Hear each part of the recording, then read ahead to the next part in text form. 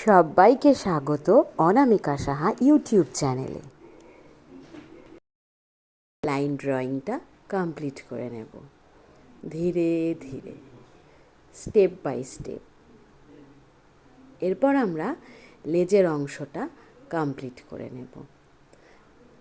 তারপর আঁকা মোটামুটি কমপ্লিট। এবার আমরা ডালের আঁকাটা কমপ্লিট করে নেব।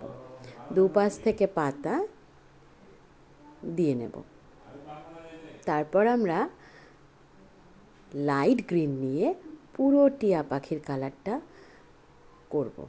একটু হলুদ রং দিয়ে দেব, লেমনি হলো।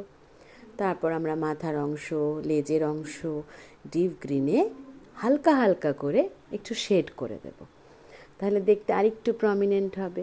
ঠোঁটটাও আমাদের হয়ে গেল রেড আর অরেঞ্জ দিয়ে। এবার ব্রাউন কালার দিয়ে, ইয়েলো কালার দিয়ে আমরা ডালের অংশটা কমপ্লিট করে নিলাম।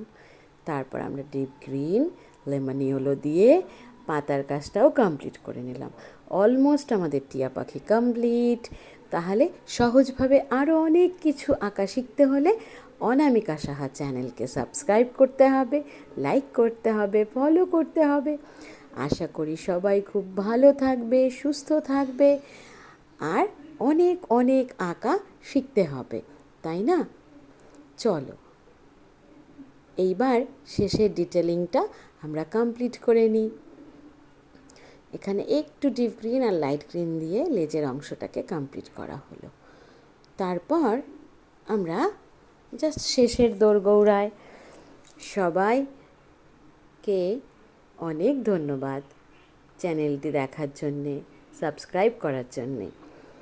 এইবার আমরা পাতার মধ্যে কালারগুলো যখন কমপ্লিট হয়ে যাবে তখন আমরা একটু পেন্সিল দিয়ে ভেতরের দাগগুলোকে একটু প্রমিনেন্ট করে দেব, হয়তো দেখতে আরেকটু ভালো লাগবে।